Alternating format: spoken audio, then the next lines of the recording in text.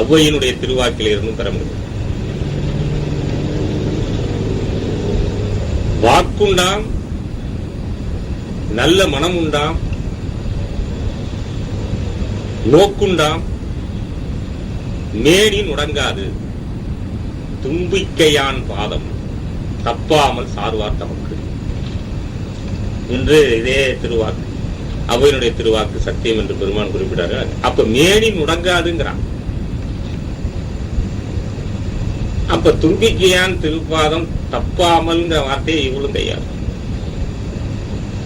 தப்பாமல் சார்ந்ததனால் மேனி நுடங்காது, தப்பாலே சாவே துணிந்தார்கள் உலகத்தார் என்று இவர் சொல்கிறார். இருவரும் அந்த அந்த ஒன்றாக இருக்கக்கூடிய உள்ளதுவாய் விளங்குகின்ற ஒரு பொருளை, சத்திய பொருளை உணர்ந்ததனால் வந்த வார்த்தை. அதனால்தான் இருவருடைய நிலையே தோற்றம் மறைவு என்று சொல்வதற்கு இடமில்லாமல் அவர்கள் திருமேனி மற்ற ஞானிகளைப் போல் எங்குமே சமாதிக்குள் வைக்கப்படாமலும், அல்லது திருவருட்பேறு என்று இவர்கள் சொல்லுகின்ற வகையிலே பதப்பிராப்தி, சாலோக, சாமீப, சாரூப, சாயுச்சிய பதவிகள் ஆகிய இவைகளில் சென்று அடையாது, கண்டுகொள்வதற்கும் அறிந்து கொள்வதற்கும் உணர்ந்து கொள்வதற்கும் ஏதும் இடம் இல்லாது இவர்களுடைய இரு திருமேனிகளும் விண்ணிலே கரைந்திருக்கிறது என்பதை நாம் உணர வேண்டும். அதுபோலத்தான் திருவள்ளுவரும் எப்போது பிறந்தார், எங்கு மறைந்தார் என்பதற்கு வினாவும் விடையும் காண முடியவில்லை. ஔவையும் எத்துணை ஔவை இருந்தால் அவள் யார் என்று அதுக்கான சரித்திரமும் இதுவரை தென்படவில்லை. பெருமான் மட்டும் உலகத்துக்கு தோன்றி தன்னுடைய தோற்றத்தை காட்டி, மறைவு என்பது காட்டாமல், அதாவது தேகம் மறைந்திருந்தால் அல்லவா தோற்றம் மறைவு, அதனால மறைவு என்ற காலத்திற்கு அவர்கள் உட்படாது. அவர்கள் தேகத்தை ஒளி உள்ள தேகமாக ஒளிமயமாகியதாக்கி பின் வெளிமயமதாக்கி சிவமயமாய் எங்கும் நிறைந்து அருளினார்கள். இதிலிருந்து நான் எதை குறிப்பிடுகிறேன் என்றால், விதி என்ற ஒன்று செயற்கையாக உலகத்தில், இந்த பூமண்டலத்தில் மனிதர்கள், மனித வர்க்கம், மனித குலம், மனித மனம், மனித அறிவு,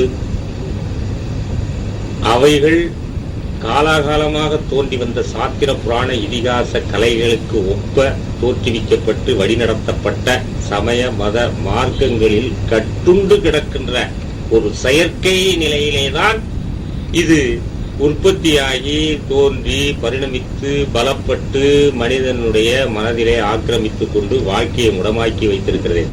இந்த பிரபஞ்ச நிலையில் இறைவனுக்கு அடுத்து இறைவனுடைய பெரும் தயவாக கொடையாக விலகுகின்ற அருள் ஒன்று இயங்கிக் கொண்டிருக்கிறதோ அதுபோல என்ற ஒன்றுதான் இறைவனால் உண்டாக்கப்பட்டு இயற்கையிலேயே பரிணமித்து விளங்கிக் கொண்டிருக்க ஒன்றாக இருக்கிறது என்பதை பெருமானார் ரொம்ப தெளிவாகவும் உள்ளது உள்ளபடி நம்முடைய அறிவிலே உணர்த்தி இருக்கிறார்கள்.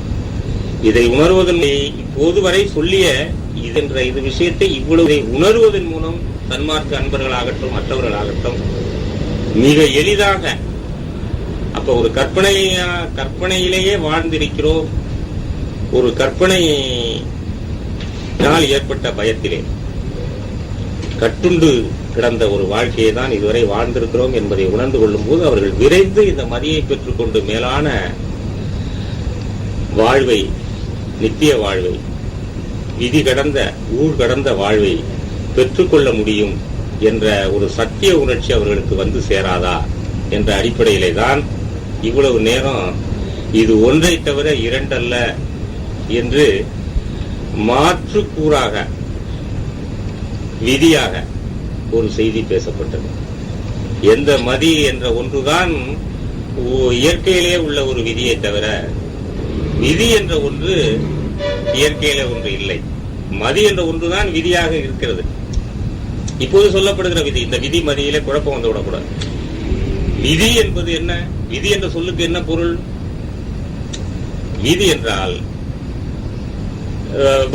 இனி ஒரு விதி செய்வோம், இதை எந்த நாளும் காப்போம், தனி ஒரு மனிதனுக்கு உணவிலையெனில் ஜகத்தினை அழித்திடுவோம் என்றால், விதி என்றால் நான் இப்போது ஒரு நிலையை மேற்கொள்வோம், ஒரு முடிவை நாம் எடுத்துக்கொள்வோம், ஒரு வழிமுறையை உண்டாக்கிக் கொள்வோம், ஒரு சட்டத்தை நாம் உருவாக்கிக் கொள்வோம் என்று அந்த விதி என்ற சொல்லுக்கு ஒரு கோட்பாடு, ஒரு கருத்து, ஒரு நடைமுறை இயக்கத்துக்குரிய சட்டங்கள், இப்படி அந்த விதிக்கு சொல்லுவோம். ஆனா இப்படி இருக்கக்கூடிய ஒரு இதை மாற்ற முடியாத, இப்படியெல்லாம் மாற்றக்கூடிய இந்த விதிகள் சட்டங்களை மாற்ற முடியாத ஒரு விதியாக இந்த விதி இருந்திருக்கிறது. இதுவரை உலகத்தார் பார்த்த விதி மாற்றவே முடியாத ஒரு விதியாக இருந்திருக்கிறது என்று எண்ணி பார்க்கும்போது பெரும் வியப்பாக இருக்கிறது. பெருமான் வந்துதான் இதை மாற்றி இருக்கிறார். அதுதான் விதி என்ற ஒரு பொருள். ஆகவே மதிதான் இனி மனிதனுக்கு விதியாக இருக்க வேண்டும், தவிர விதி என்பது மனிதனுக்கு மதியாகிவிடக்கூடாது. மதிதான் மனிதனுக்கு விதியாக இருக்க வேண்டுமே தவிர விதி என்ற ஒன்று இதுகாலும் இவர்கள் சிக்குண்டு கிடக்கிற இந்த விதி என்பது மனிதனுக்கு மதியாகிவிடக்கூடாது என்பதை அடிப்படையாக வைத்து, ஆதாரமாக வைத்து தான் பெற்ற அந்த விதிநிலையை பெருமான் விளக்குகிறார். பாருங்கள், பெருமான் திருவருட்பாவிலே விளக்குகிறார். பாருங்கள், துதி செய்யும் முத்தரும் சித்தரும் காண சுத்த சன்மார்க்கத்தில் உத்தம ஞான பதி செய்யும் சித்திகள் பற்பலவாக பாரிடை வானிடை பற்பல காலம் விதி செய்ய பெற்றனன் இன்று தொட்டு என்றும், விதி செய்ய பெற்றனன் இன்று தொட்டு என்றும் இவ் அதிசயம் பார்க்கலாம் ஆடேடி வந்து அருட்பெரும் ஜோதி கண்டு ஆடேடி பார்க்கலாம் என்று பெருமான். பரி சித்தரும் முத்தரும் காண, சித்தரும் முத்தரும் பார்த்து அதிசயிக்கிறார்களா? இப்படி ஒரு ஞானியா, இப்படி ஒரு உத்தமரா, இப்படி ஒரு தயா கருணை கொடையாளியா என்று அதிசயிக்கிறார்கள். இப்படிப்பட்ட சித்திகளை எவரும் பெறவில்லையே என்று துதி செய்யும் முத்தரும் சித்தரும் காண சுத்த சன்மார்க்கத்தில் உத்தம ஞான பதி செய்யும் எம்பதி செய்யும் சித்திகள் பற்பலவாக இந்த பாரிடை, பார்லையும் செய்யறேங்கிற பாரிடை வானிடை பற்பல காலம் விதி செய்ய பெற்றனன். ஏற்கனவே சொன்ன அதுதான், இது மதியினால் வந்த விதி, மதியை பெற்றதனால் வந்த ஒரு புதிய விதி. இனி ஒரு விதி செய்வோம், அந்த விதியை திருவருட்பிரகாச வள்ளல் பெருமான் செய்திருக்கிறார் என்பதற்கு இது சான்று, ஆதாரம். ஏன் கோடைகளாய் முடங்கி கிடக்கிறார்கள்? உணர்ந்தறியாத அபலைகளாய் இருக்கக்கூடுமா? ஒளி நெறியிலே செல்லுகிறோம் என்று சொல்லுகின்றவர்கள் அல்லல் பட்டு ஆற்றாது புழுங்குகின்ற மனம் உடையவர்களாக எத்தனை பேரை பார்த்துக் கொண்டிருக்கிறோம். இனியும் இந்த நிலை தொடர வேண்டுமா? கூடாது என்பதற்குத்தான் இது சான்று பகர்ந்து நிற்கிறது. விதி செய்ய பெற்றனன் இன்று தொட்டு என்றும் இவ் அதிசயம் பார்க்கலாம். இது அதிசயம், ஏற்கனவே சொன்னோமே, இது அதிசயம். அதிசயத்தை அடைவதற்கும் அதிசயத்தை அனுபவிப்பதற்கும் வந்தவர் அல்லவா? அதிசயம் என்பது என்ன, பல ஆண்டுகளுக்கு ஒரு முறை தோன்றுகிற வால் நட்சத்திரமா? அல்லது இந்த பூமியில மனிதனால் எழுப்பப்பட்ட ஒரு பெரிய கலை பொக்கிஷமா? இதையெல்லாம் போய் அதிசயம் என்று சொல்லிக் கொண்டிருக்கிறார்கள். மனித வாழ்வினுடைய ஒவ்வொரு அங்கங்களையும் ஒவ்வொரு இயக்கங்களையும் மனித ஆன்மாவை புனிதப்படுத்தி அதை நித்தியமாக்கி குற்றமற்றமாக்கி பழுதற்றதாக்கி பரிபூரணமாக்கி திருவருளே வயமாக்கி மனிதனை இறைநிலையோடு அவன் நிலைக்கு ஒப்ப ஒரு அரசு ஆட்சி செய்யக்கூடிய ஒரு பெருநிலையை உண்டாக்கியதல்லவா அதிசயம். இந்த அதிசயத்தை எவரும் செய்யவில்லையே, சாதிக்கவில்லையே. பெருமான் ஒருவர் சாதித்து பெரும் கருணையினால் ஆண்மனைய ஒருமைப்பாட்டு உரிமையை வெள்ள பெருக்கினால் நம்மை அணைந்து நம்மை தொட்டு இழுத்து பரிசித்து சொல்லுகிறார் என்றால் இதன் பலனை பெறாது ஒழிவோம் என்று சொல்பவன் கண்ணிருந்தும் குருடன், காதிருந்தும் செவிடன், ஐம்புலனிலிருந்தும் புலன் உணர்வு அற்றவன். புலன் உணர்வு அற்றவன் என்று சொன்னால் புலன்களை கடந்தவன் என்று பொருள் அல்ல. உண்மையிலேயே அவன் அறிவு ஆக்க நிலைக்குரிய தன்னுடைய உண்மை நிலைக்கு தன்னை எய்துவதற்குரிய நிலையை அறிவு இருந்தும் அறியத்தகாது விட்டவன், இழந்தவன் என்று பொருள் அல்லவா? இதனைத்தானே குறிப்பிடுகிறார். அதனால்தான் இதை அதிசயம், இந்த விதியை நான் செய்கின்றேன், இந்த விதியை புதிய விதியை உருவாக்கி இருக்கிறேன். இப்ப நான் தொடர்ந்து வந்த இந்த பேச்சிலே இருந்து விதி மதி என்று பேசி கடைசியை மதியவே விதியாக்கி விட்டேன். இது பெருமான் ஆக்கியது. பெருமான் விதி செய்ய பெற்றனன் என்று தொட்டு என்றும் இவ் அதிசயம் பார்க்கலாம் ஆடேடி பந்து அரைப்பெரும் ஜோதி கண்டு ஆடேடி பந்து என்று இந்த திருவருட்பாவிலே குறிப்பிடுகிறார். அது மட்டுமல்ல, அன்றாட படிக்கும் நம் அகவல்ல கூட வீடுகள் தோறும் விதி நெறி விளங்க ஆடல் செய்து அருளும் அரும்பெரும் பொருளே என்று வீடுகள் தோறும் இந்த விதி நெறி விளங்க, நான் கொண்ட விதி, நான் ஒரு புதிய விதியை உருவாக்கி இருக்கேன், இந்த விதி நெறி வீடுகள் தோறும் விளங்க வேண்டும். ஒவ்வொரு ஆன்மாக்களையும் கிரகமாக ஆன்மாக்கள் தங்கியிருக்கக்கூடிய வீடாகிய மனித தேகத்தில் இது விளங்க வேண்டும். இந்த மனித சமூகமே குடியிருக்கக்கூடிய ஒவ்வொரு இல்லங்களிலும் விளங்க வேண்டும் அல்லவா பொருள். இல்லமாகிய வீட்டிலும் இது விளங்க வேண்டும். ஆன்மாக்கள் குடியிருக்கக்கூடிய இந்த தேகத்திலும் வீடாகிய இந்த தேகத்திலும் விளங்க வேண்டும். அதனால் வீடுகள் தோறும் இந்த விதிநெறி விளங்க வேண்டும் என்று பெருமான் மதியவே விதியாக்கி விதியை இவர்கள் வழங்கிய இந்த வழக்கு விதியை அதை சழக்காக்கி மாற்றி மதி துலங்க பெற்று மதியினால் மரணமில்லா பெருவாழ்வும் ஆகக்கூடும் என்பதை விளக்கி அருளியதை இதிலிருந்து நாம் உணர முடிகிறது என்பதை நன்கு நாம் அறிந்து கொள்ள வேண்டும். அடுத்து இந்த பொருள் பற்றி முதற்கண் தொடங்கிய காலத்து நமது ரவி அவர்கள் ஊழிற் பெருவெளி யாவுல மற்றொன்று சூழினும் தான் முந்துரும் என்ற ஒரு திருக்குறளை எடுத்து வைத்து இந்த பொருள் பற்றி தொடங்க கூறினார்கள். அந்த தொடக்கத்திற்கு இப்ப மறுபடியும் நான் வந்து இந்த இயலை இதோடு முடிக்கலாம் என்று கருதுகிறேன். இதை சிந்தித்திருக்கும் போது ஊழில் பெருவழி யாவுல மற்றொன்று சூழினும் தான் முந்துரும் என்ற குறட்பாவுக்கு அறிஞர் பெருமக்களும் பெரியோர்களும் ஊழை விட பெரிய வலிமை உடையது எதுவும் இல்லை, அந்த ஊழை வெல்லுவதற்காக நீ எத்தகையில் முயற்சி செய்தாலும் அந்த முயற்சிக்கு முன்பாக அந்த ஊழ்தான் வந்து நிற்கும், அதனால் அதை வெல்ல முடியாது என்று பொருள் எழுதியிருக்கிறார்கள். ஆனால் உண்மையிலேயே அது வல்ல பொருள் என்பதை நாம் அறிய முடிகிறது. அதை நன்கு கூர்ந்து கவனிக்க வேண்டும்.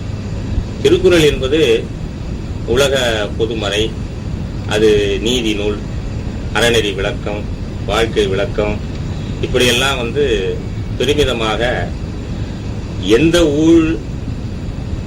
ஊழை வெல்லுவதற்கு, ஊழை தாண்டி செல்வதற்கு உந்துவதற்கு உரிய அறிவை தாங்கி அந்த நூலையே ஊழை வலியுறுத்தி தான் பேசியிருக்கிறது என்ற வகையிலே, பேசப்படுகிற வகையிலே தான், கருதப்படுகிற வகையிலே தான் அதுக்கு பொருள் விளக்கமும் இவர்கள். ஏனென்றால் ஊழுக்கு கட்டுப்பட்டு ஊழுக்கு உட்பட்ட அறிவை பெற்றிருப்பவர்கள் ஊழை கடந்து பேசப்பட்ட விவகாரத்தை எவ்வாறு அறியக்கூடும்?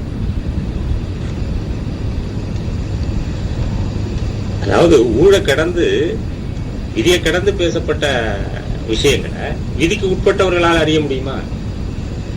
அறிய முடியாது. அது மாதிரிதான் இது போன்ற விளக்கங்கள் இருக்கிறது. அதனாலதான் திருக்குறள் என்பது அது திருவினுடைய இடமாக இருந்து பேசப்பட்ட ஒரு நூல். பெருமான் திருக்குறளுக்கும் ஔவையினுடைய திருவள்ளுவருக்கும் ஔவையினுடைய திருவாக்கும் சத்தியம் என்று சாகா கல்வி திருக்குறள்ல அதுவும் முதல் அதிகாரத்தில் பேசப்பட்டிருக்கிறது. அதனுடைய விரிவுகள் மற்ற குறள்களிலும் அடங்கியிருக்கிறது என்பதை உள்ளடக்கி பேசிய வார்த்தைகள். அப்படி பார்க்கும் பொழுது இந்த ஊழ் என்ற ஒன்றை வைத்து சொல்லும்போது ஊழில் பெருவழி யாவுல என்ற ஒரு வினாவை தான் கேட்டார் தவிர அதுல முடிவு சொல்லல. அதை யாருமே சிந்திக்கல. ஆனா எழுதும் போது ஊழில் பெருவழி யாவுல, ஊழை விட பெரிதும் வலிமை உடையது யாது உள்ளது இல்லை என்று இவங்க ஒன்று சேர்த்துக்கிறார். யாவுலன்னு தான் கேட்கிறார். ஊழை விட ஊழில் பெருவழி, ஊழில் பெருவழி யாவுல, ஊழை விட பெருவழி பெரிதும் வலிமை உடையது யாது உள்ளது அப்படின்னு ஒரு கேள்வி. அப்ப யாது உள்ளதுன்னா இல்லைன்னு அர்த்தமா?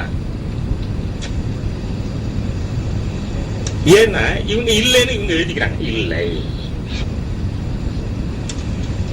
கேள்வி வினாதான் எழுப்பினார். அதாவது வினாதான் எழுப்பினார். அது ஏன்னா உணர்ந்து அனுபவத்தால் அறிய வேண்டிய ஒன்றை கேள்வியாக விட்டார். வழக்கில் உள்ளதை எடுத்து வைத்து உணர வேண்டிய ஒன்றை சொல்லும் பொழுது பெரிய அருளாளர்கள் எல்லாம் வினாவாக வைப்பார்கள். அதுபோல ஊழில் பெருவழி யாவுல, ஊழை விட பெரிதும் வலிமை உடையது ஒன்று இருக்கிறதா என்று வைத்தால் இருக்கிறது. அதை உயித்து அறிய வேண்டும் என்ற காரணத்தினால்தான் மற்றொன்று. இந்த மற்றொன்று என்பதற்கு புலவர்களால் பொருள் காண முடியாது, மயங்கி நின்று விட்டார்கள். ஒன்று ஊழை பற்றி சொன்னார். இப்ப இருப்பது ரெண்டு. இதுவரை பேசியது விதி என்ற ஒன்று, மதி என்ற ஒன்று. அப்ப ஊழ் என்பது விதி.